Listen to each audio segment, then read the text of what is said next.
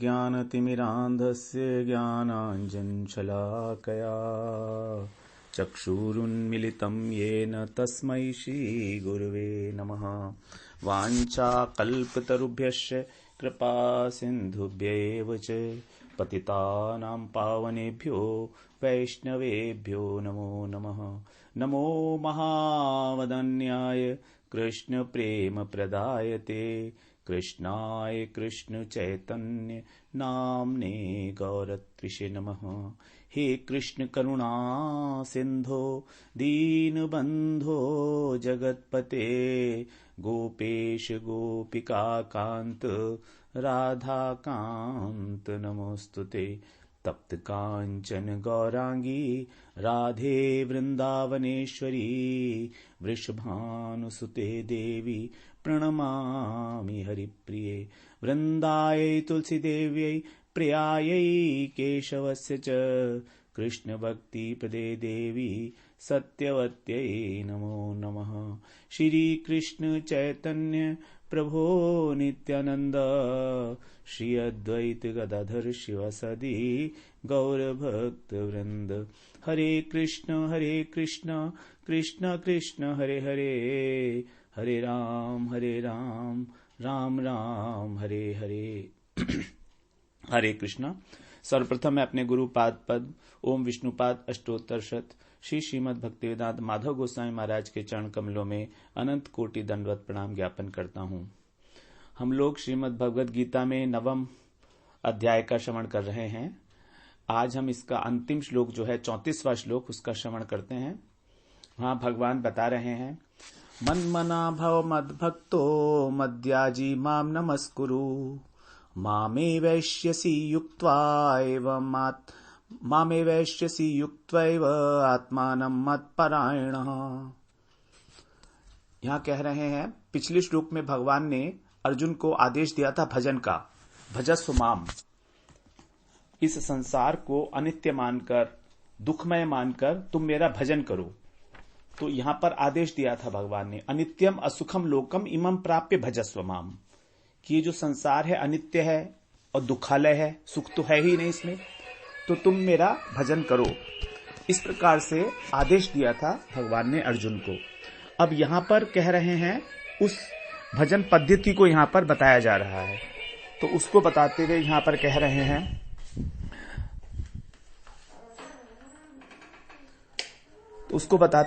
कह रहे हैं, अर्जुन से भगवान कि किस प्रकार से हमको भजन करना है। पद्धति बता रहे हैं भगवान यहां पर, प्रक्रिया बताई है भजन की। तो क्या कह रहे हैं कि मन मना भव मतलब मेरे मन वाला हो जा। भव माने होना, तो मन मना यानी मेरे मन वाला हो जा। मद भक्तो और मेरा भक्त हो जा। फिर मद्याजी मतलब मेरी पूजा कर।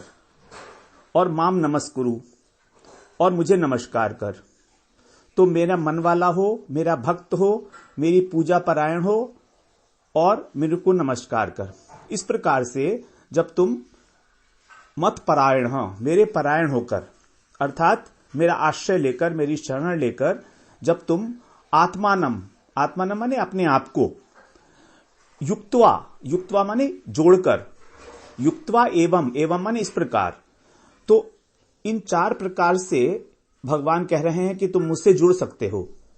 या तो मेरे मन वाले हो जाओ, या मेरे भक्त हो जाओ, ये मेरी पूजा करो, या मुझे नमस्कार करो। तो इस प्रकार तुम मुझसे जुड़कर, मेरा आश्रय लेकर, मामे वैश्यसी मुझको ही प्राप्त करोगे, मुझे ही प्राप्त होगे। ऐश्यसी माने प्राप्त होगे।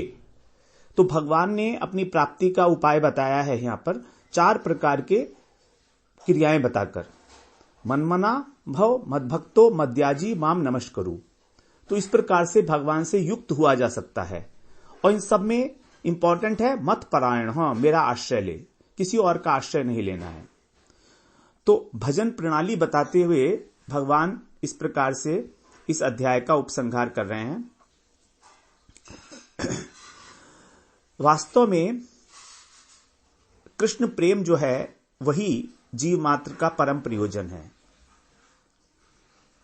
और वो प्रेम केवल अनन्य भक्ति के द्वारा ही प्राप्त किया जा सकता है। अनन्याश्चिन्तयन्तो माम, भगवान का अनन्य भाव से जब चिंतन किया जाता है तभी वो भगवत प्रेम प्राप्त होगा। न उपायो अन्य अस्ति कुत्रचित, और कोई उपाय है ही नहीं। भगवान की भक्ति के अतिरिक्त यदि हम सोचे कोई और उपाय है तो कह रहे हैं ही नहीं कोई और उपाय, क्योंकि कृष्ण ही एकमात्र परम उपास्य तत्व हैं। और यदि इस प्रकार के तत्व ज्ञान से हम लोग नहीं जानेंगे कि हमारा प्रयोजन क्या है और उस प्रयोजन को प्राप्त करने का उपाय क्या है, तो फिर यदि हम भजन कर भी रहे हैं तो वो भजन हमारा शुद्ध नहीं होगा। यदि हम भगवत गीता में जो तत्व ज्ञान भगवान बता रहे हैं, अगर हम इसका आश्रय नहीं लेते, यदि हम इसको समझने की चेष्टा नहीं करते, तो यद्यपि हम कोई भक्ति कर रहे हैं, कहते हैं हम कि हम भक्ति कर रहे हैं, लेकिन वो शुद्ध भक्ति नहीं होगी, वो मिश्रण भक्ति होगा। उसमें कुछ ना कुछ मिश्रण जरूर होगा, या तो कर्म ज्ञान का मिश्रण होगा, या किसी अन्य देवी देवता के प्रति हमारा रुझान होगा, या हमारी अन्य कामना होगी कृष्ण के अतिरिक्त। और ये तीनों ही जो है अनन्यता में बाधक हैं, इससे अनन्यता की हानि हो जाती है। तो सप्तम अध्याय में भगवान ने मिश्रा भक्ति की बात की थी, कर्म मिश्रा, ज्ञान मिश्रा, प्रधानीभूता भक्ति की। यहां पर हम प्रधानीभूता की बात कर रहे हैं। 7वें अध्याय से लेके और 12वें अध्याय तक जो भक्ति योग है, ये प्रधानतः है प्रधानीभूता भक्ति के विषय में ही है। गुणीभूता भक्ति तो हम पहले कराए हैं,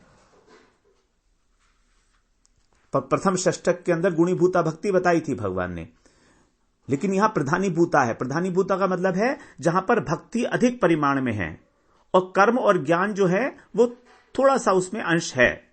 तो जब कर्म का अंश होता है तो उसे बोल देते हैं हम कर्म मिश्रा, और ज्ञान का अंश होता है तो ज्ञान मिश्रा।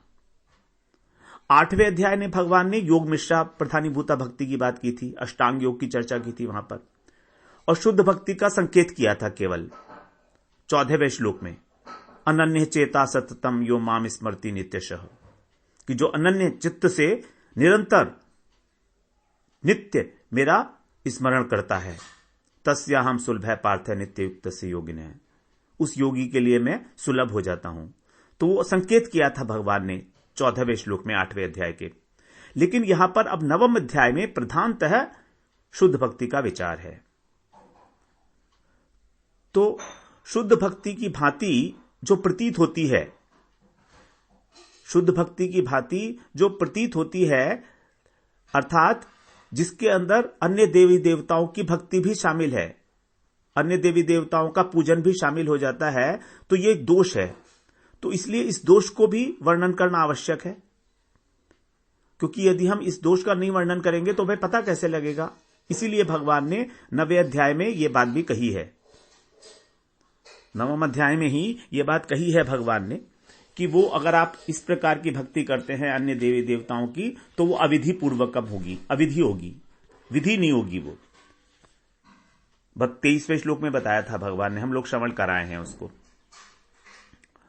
तो अब इस श्लोक में भगवान अर्जुन को अपनी गोपनीय बात बता रहे हैं हृदय की, कि भगवान को प्राप्त किया कैसे जाए। मामे वैश्यसी, माम ए वैश्यसी, मुझे ही प्राप्त करोगे। भगवान का पक्का आश्वासन अर्जुन को, एव मुझे ही प्राप्त करोगे, इसमें कोई संशय नहीं है। तो अब हम लोग बात करते हैं सबसे पहले जो भगवान ने बताया तरीका, मन मना भव, मेरे मन वाला हो जा, अर्थात अपना मन मुझ में लगा दे। अब यहां पर देखिए 7वें अध्याय के प्रथम श्लोक में ही भगवान ने यह बात कही थी। जो बात यहां कह रहे हैं वही बात जब इस भक्ति योग षष्ठक का आरंभ हुआ तो भगवान ने यही बात कही थी, मैया सक्त मना पार्थ, हे पार्थ तू अपने मन को मुझ में आसक्त कर दे। मैया सक्त मना पार्थ, तो मन हमारा बड़ा इंपॉर्टेंट है भजन के अंदर, सबसे अधिक महत्वपूर्ण है मन। चाहे हम इस जगत की बात करें और चाहे हम परमार्थ की बात करें, दोनों जगह हमारे मन का एक स्वभाव है, ये मन हमारा वहीं पर लगता है जहां पर अपनापन होता है। इसका स्वभाव है, इसमें कोई इसका दोष नहीं है, ये इसका स्वभाव है। ये वहीं जाएगा जहां पर इसको अपनापन मिलता हो, जहां पर थोड़ा सा भी प्रिय हो कोई। अब ये अपनापन कैसे हो? हमें भगवान में यदि मन लगाना है तो हमें भगवान से अपनापन होना पड़ेगा। भगवान हमें अपने लगने चाहिए, जैसे अपने माता पिता, पति पत्नी, पुत्र, ये सब अपने लगते हैं, सब अपने ही लगते हैं ना। हम कहते हैं ना ये मेरे अपने हैं, तो भगवान उसी प्रकार से हमें अपने लगने चाहिए। तो कब लगेंगे? जब हम भगवान को जानेंगे, उनकी महिमा को जानेंगे कि वो हमें कितना प्रेम करते हैं। देखिए, हम लोग अपने माता पिता को अपना मानते हैं क्योंकि वो हमें प्रेम करते हैं। उनका प्रेम दिखाई देता है, उनका प्रेम हमें दिखाई देता है। हमारा पुत्र, हमारे पत्नी, हमारा पति हमारे को प्यार करता है तो हमें दिखाई देता है, तो हम उन्हें अपना मानते हैं। हमारा मित्र हमें प्रेम करता है तो हम उसे अपना मानते हैं। तो जो हमें प्रेम कर रहा है हम उसे अपना मानने लगते हैं। अब भगवान हमसे प्रेम करते हैं या नहीं करते हैं ये हम जानते नहीं। अब भगवान हमसे प्रेम करते हैं और कितना अधिक प्रेम करते हैं, इसको जानने के लिए हमें भगवान के विषय में जानना पड़ेगा, उनका भी स्वभाव जानना पड़ेगा। उनका स्वभाव, उनका ऐश्वर्य, उनकी महिमा क्या है जाननी पड़ेगी। वे कैसे हैं, किस प्रकार से वे अपने भक्तों के लिए कुछ भी करने को तैयार रहते हैं, हमेशा, यहां तक कि अपने भक्तों के पीछे पीछे भी चलते हैं। अपने भक्तों के भगवान पीछे पीछे चलते हैं, ऐसा कहा है स्वयं भगवान ने।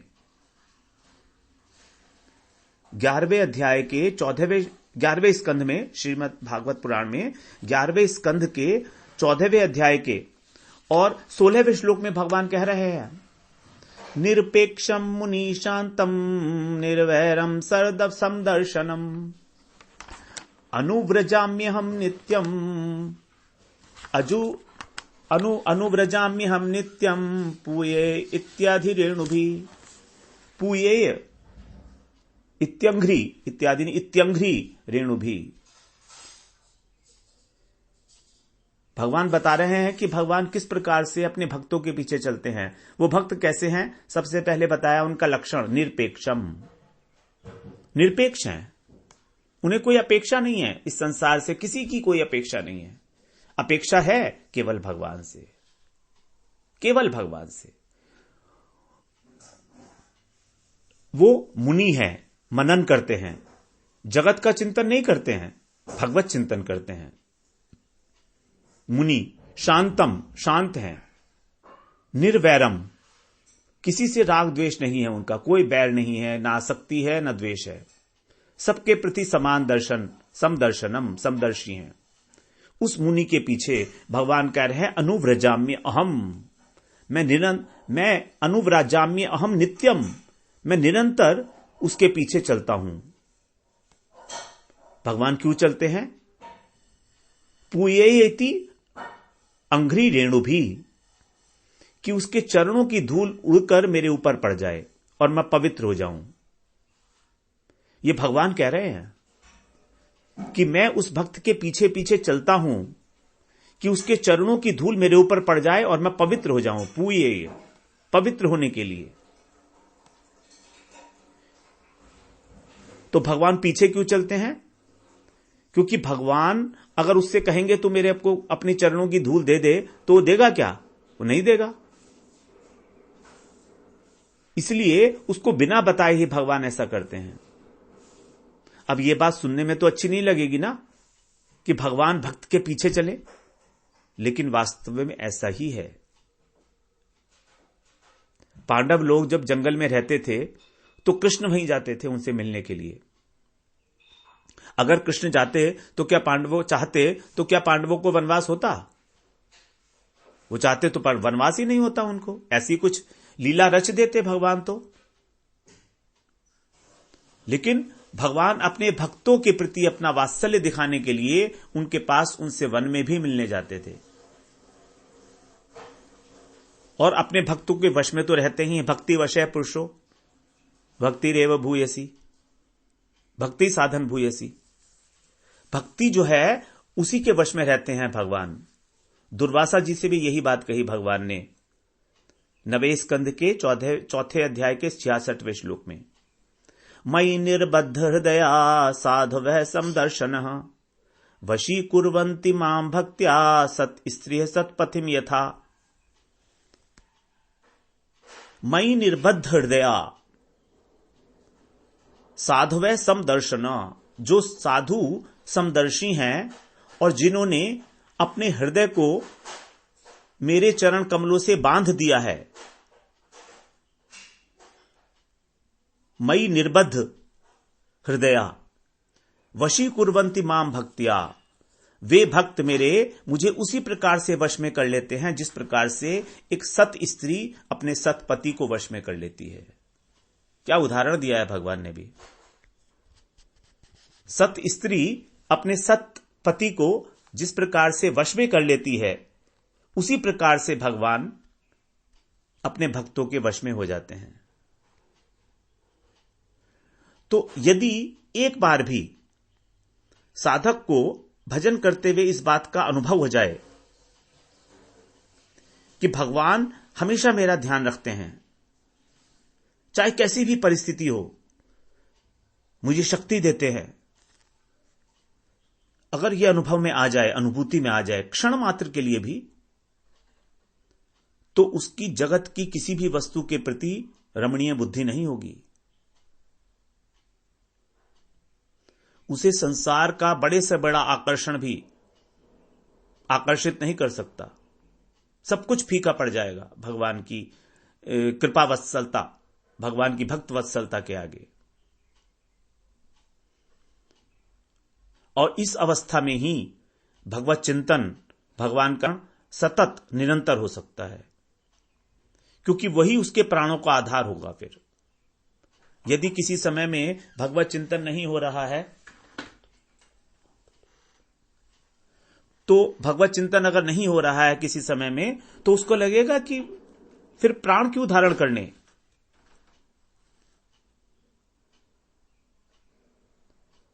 भगवत विस्मृति को सहन करने में भी वो असमर्थ हो जाएगा, मानो दम घुट रहा है उसका।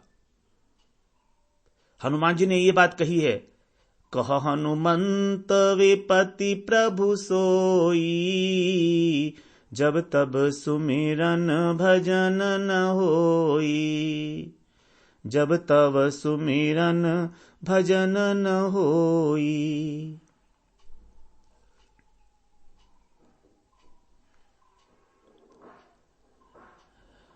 तो भगवान अपने भक्तों के पीछे चलते हैं पवित्र होने के लिए, तो क्या भगवान में किसी प्रकार की पवित्रता अपवित्रता का दोष है? यह प्रश्न पूछा गया भगवान से ही। चतुसन ने पूछा यह प्रश्न भगवान से कि आप तो पवित्रों को भी पवित्र करने वाले हैं, आप में तो अपवित्रता का स्थान ही नहीं है कहीं, तो फिर आप क्यों पवित्र होना चाहते हैं? तो भगवान कह रहे हैं कि मुझ में भी एक मलिनता है, मुझ में भी एक दोष है। और वो दोष क्या है? वो दोष यह है कि जब कोई भक्त मुझसे कहता है कि एकमात्र तुम ही मेरे हो, मेरे भक्त कहते हैं मुझसे कि मैं एकमात्र ही आपका हूं,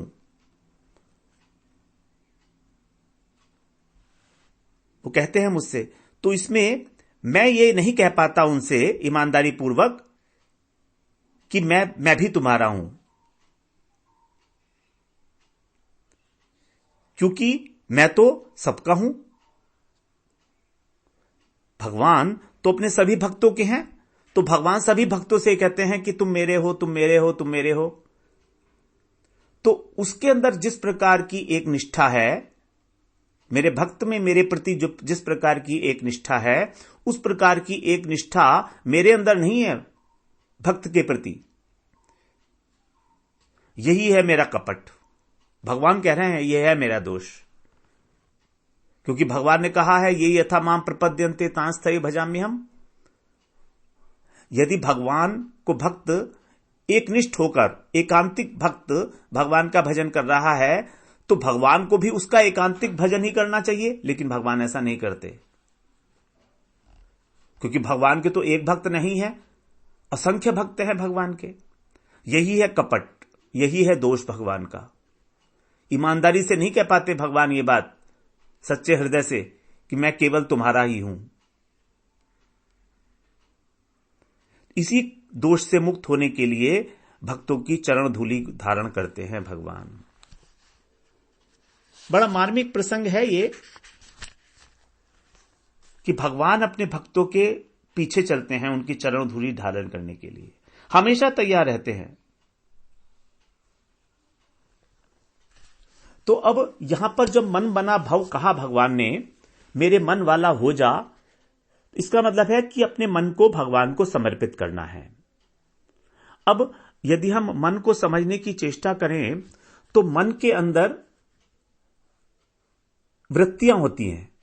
मन की वृत्ति है संकल्प विकल्प करना और इच्छा करना, कामना करना। यह है मन की वृत्ति। और मन का कार्य क्या है? सुख और दुख का अनुभव करना। हमें जो संसार में सुख और दुख मिलता है उसका अनुभव कौन करता है? मन करता है। तो मन की जो वृत्तियां हैं उसके द्वारा हम लोग संकल्प विकल्प करते हैं कि मुझे ये चाहिए, मुझे ये चाहिए, अगर मुझे ये नहीं मिले तो मुझे वो दे दीजिए। ये विकल्प हो गया। तो अगर ये वस्तु नहीं तो दूसरी वस्तु सही, तो ये विकल्प हो गया। तो संकल्प और विकल्प करते हैं और सुख दुख का अनुभव करते हैं। तो अब यहां पर भगवान के मन वाला होने का मतलब है कि हमारे संकल्प विकल्प और कामनाओं का विषय भगवान हो जाएं। उन्हीं के लिए हम कामना करें, उन्हीं के लिए संकल्प करें और उन्हीं के लिए विकल्प करें। अब जैसे संकल्प हमने किया भगवान के लिए, भगवान के लिए हमने मान लीजिए कोई संकल्प किया कि हमको इतना भजन करना है, जो कुछ भी है। अब भगवान के लिए हमारी इच्छा हो रही है कि हम चलो करें कुछ, अब वो नहीं कर पा रहे, तो विकल्प क्या है कि चलो ये नहीं तो ये करें, कम से कम इतना नहीं तो इतना तो करें। तो जो कुछ भी मन में हमारे विचार आ रहे हैं वो सबको भगवान से जोड़ देना है, अथवा वो सारे विचार भगवान से जुड़े हुए ही होने चाहिए। उनका उद्देश्य केवल एकमात्र भगवान की प्रसन्नता हो। किसी भी वस्तु की कामना करें तो उसको इसलिए करें कि वो भगवान की प्रसन्नता होगी उससे। हम जो कुछ भी कार्य कर रहे हैं उसको सबको भगवान से जोड़ दें, प्रत्येक क्रिया को भगवान से जोड़ दें।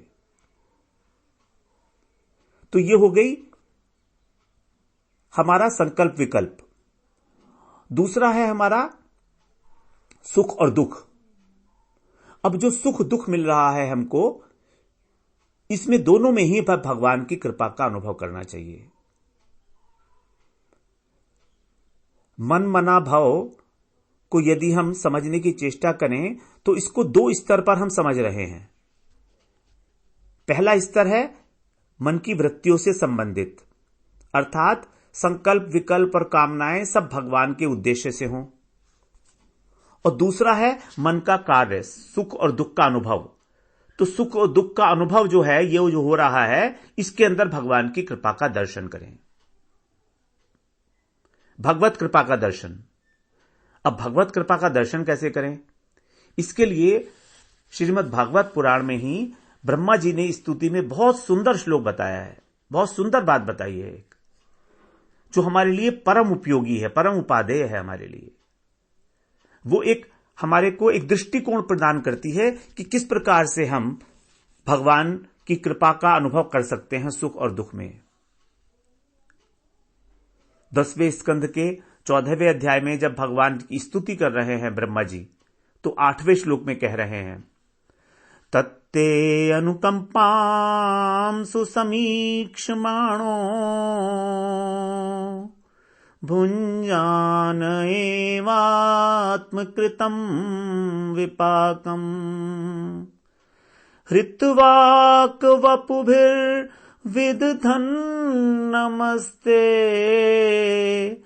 जीवेत यो मुक्तिपदे सदाय भाग जीवेत यो मुक्तिपदे सदाय भाग। बड़ा अच्छा उपाय बताया भगवान ब्रह्मा जी ने यहां पर।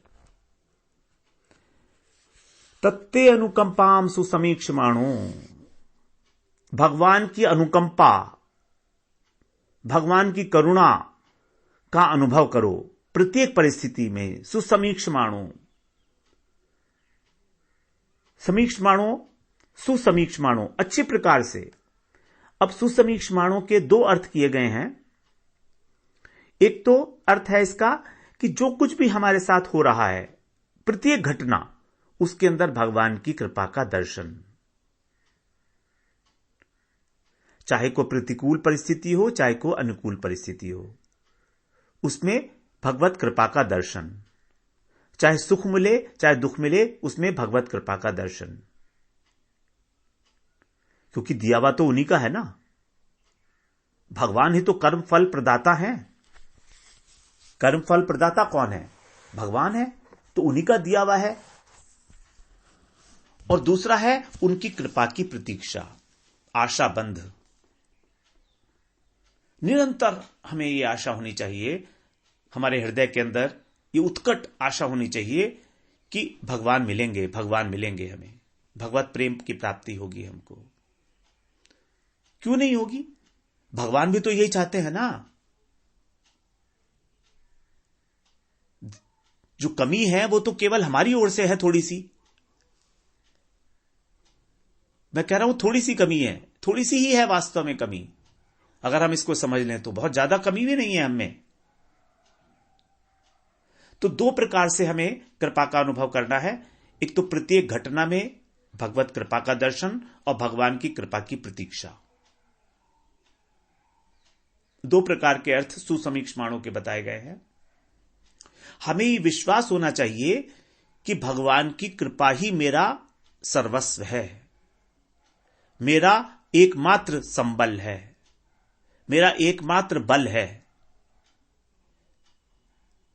मैं जो अपना प्रयास कर रहा हूं, भजन कर रहा हूं, वो तो ठीक है, वो तो ठीक है, आवश्यक है। लेकिन जो बल है वो अपने प्रयास का नहीं है। जो मेरा बल है वो भगवान की कृपा। क्योंकि भगवान साक्षात कृपा के स्वरूप हैं, अथाह सागर है। भगवान अथाह सागर हैं, करुणा निधान है भगवान, समुद्र हैं। और कृपा के अतिरिक्त भगवान में कुछ और नहीं है। केवल मात्र कृपा है और कुछ भी नहीं है भगवान में।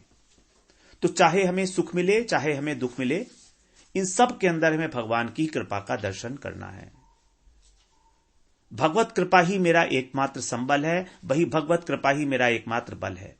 इस प्रकार से ही हमें अपना जीवन यापन करना है। तो अब हम भगवान की जो कृपा है, इसकी प्रतीक्षा किस प्रकार से करें? प्रत्येक परिस्थिति में तो भगवत कृपा का अनुभव करें, और भगवान की कृपा की प्रतीक्षा कैसे करें, किस भाव से करें, वो हम लोग अगली बार श्रवण करते हैं। वांछा कल्पतरुभ्यश्च कृपा सिंधुभ्यैव च पतितानां पावनेभ्यो वैष्णवेभ्यो नमो नमः।